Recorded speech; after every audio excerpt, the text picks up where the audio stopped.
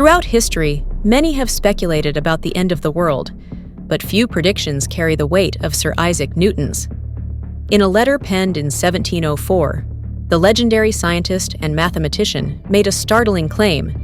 He believed the world would come to an end in 2060. In 1704, Sir Isaac Newton, renowned for his groundbreaking work in physics and mathematics, made a prediction that would capture the imagination of many.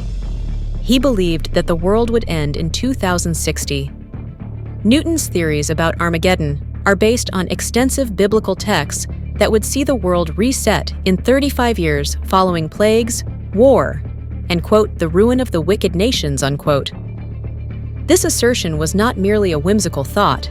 It stemmed from his meticulous study of biblical texts and his application of mathematical principles to interpret prophecies. Newton's prediction was rooted in his interpretation of the Book of Daniel and other religious scriptures. He employed the day-for-a-year principle, a method used by biblical scholars to equate days mentioned in prophecies with years in reality. By analyzing specific time periods mentioned in these texts, particularly a span of 1,260 years, Newton calculated that this period would culminate in 2060.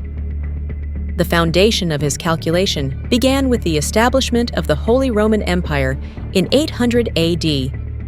Newton believed that this marked a significant turning point in Christian history.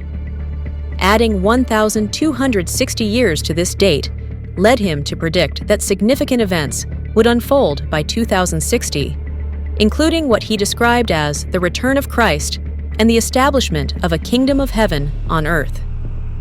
In his letter, Newton wrote, "It may end later, but I see no reason for its ending sooner." This statement reflects his cautious approach to prophetic predictions.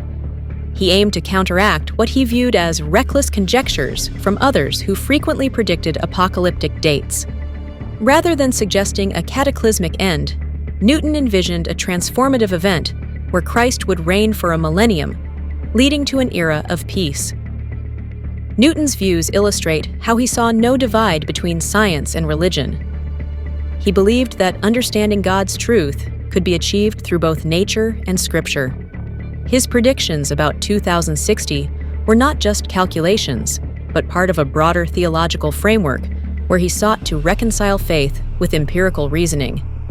Today, while many may view Newton's prediction as an interesting historical curiosity, it also shows humanity's enduring fascination with prophecy and the future.